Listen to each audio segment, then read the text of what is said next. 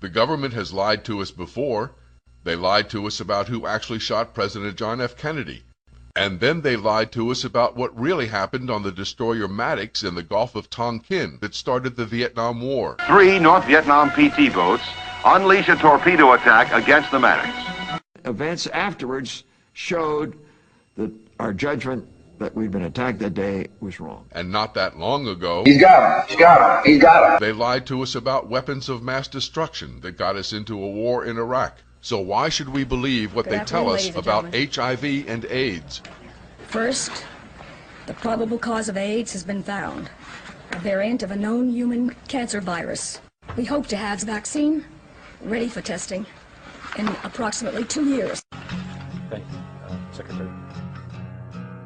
Especially when the man who claims he discovered HIV lied about that too, and then lied on the patent application for the HIV tests, which paid him more than $1 million.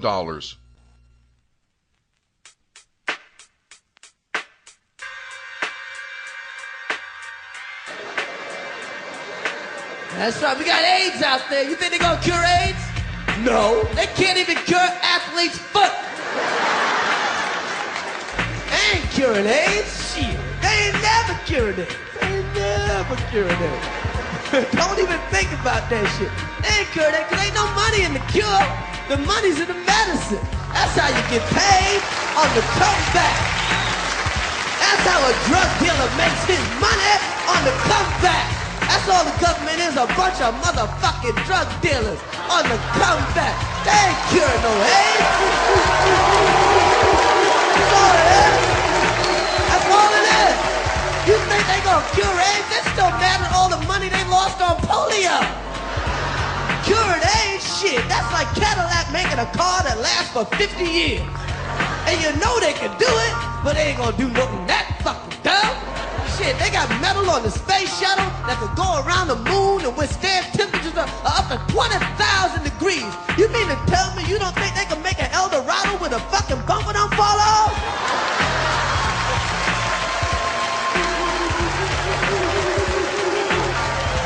They can, but they won't. So what they will do with AIDS is the same thing they do with everything else.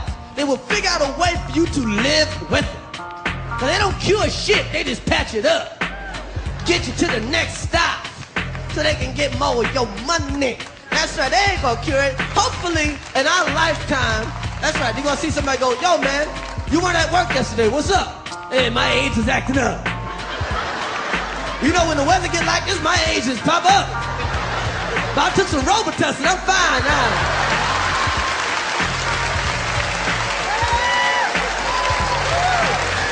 That's right, man. AIDS is scary, man. I took my AIDS test, passed it, got 65.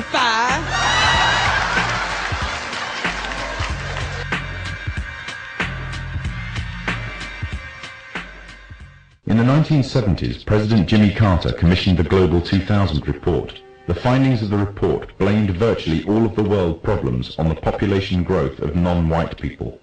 The report went on as far as recommending the elimination of at least 2 billion people in third world nations off the face of the earth by the year 2000 in order to restore Western supremacy.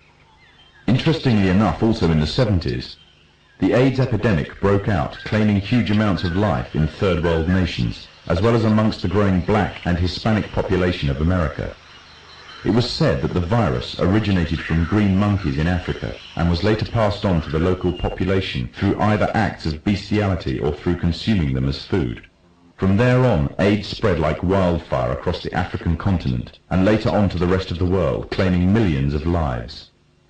However, the story was just a smokescreen. On June 2nd, 1988, the Los Angeles Times published an article refuting the idea that the human AIDS virus originated from green monkeys.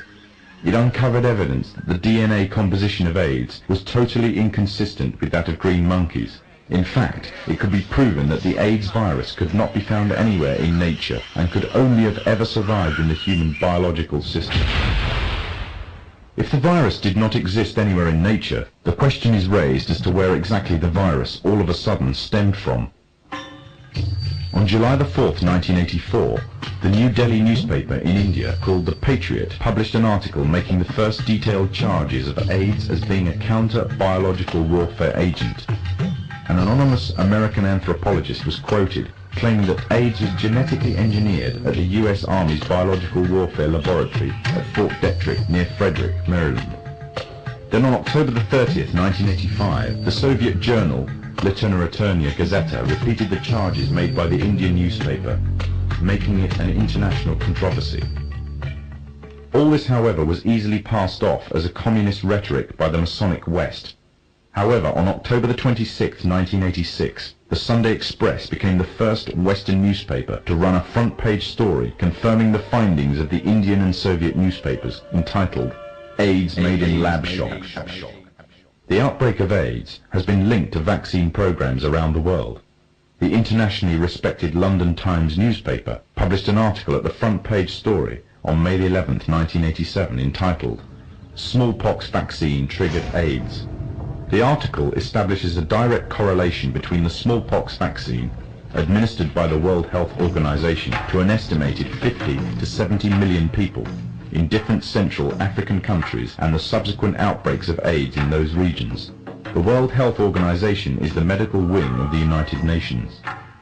The evidence suggests that AIDS is a genetically engineered virus spread through vaccination programs in third world countries, germ warfare against the innocent and the weak, aimed at eliminating an entire populace off the face of the earth. AIDS is nothing other than the modern-day final solution, and all of this for the purpose of installing an economic policy that would give complete global domination to the Masonic West. However, for the Freemasons' economic domination on its own is not enough. In order to have Masonic governments at the head of global union under complete Masonic control, an economic union may suffice, but to keep it there, they would need a military union, and that union would be none other than the UN.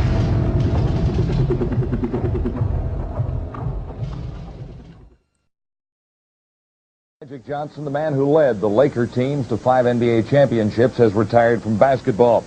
Johnson's reason for leaving the game is a positive test for the HIV virus, but he does not have AIDS, and it is not life-threatening. Today's announcement sent an incredible shock through the entire sports world. Because of the HIV virus that I have attained, I will have to retire from the Lakers today. I just want to make clear, first of all, that I do not have the AIDS disease, because I know a lot of you want to know that, but HIV virus.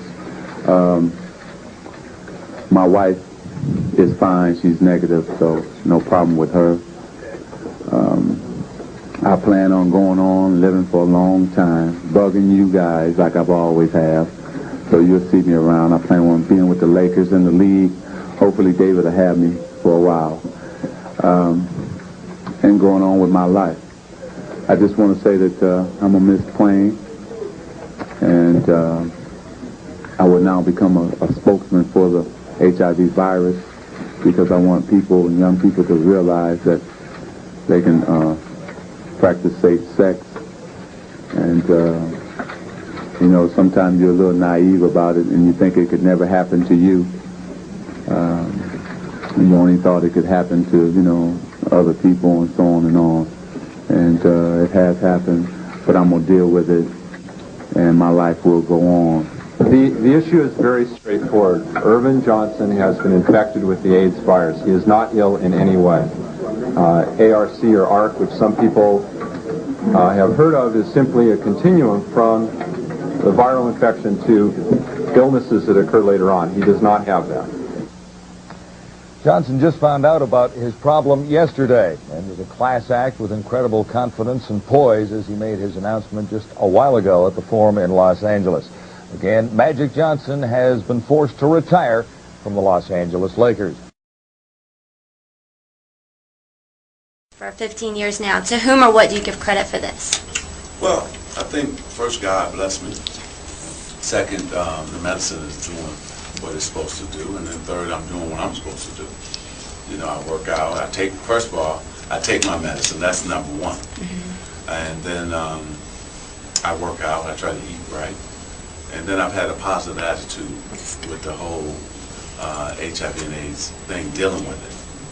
A lot of people think it's a death sentence when it's first, announced to them. But if they take their meds,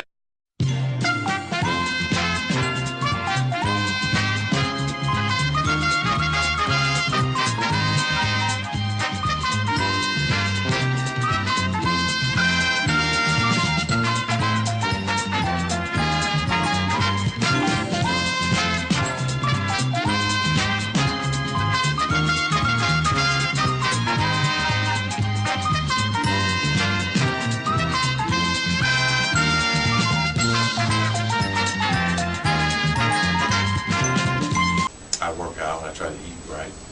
I work out, I try to eat right. I work out, I try to eat right. And then I've had a positive attitude with the whole HIV and AIDS thing, dealing with it.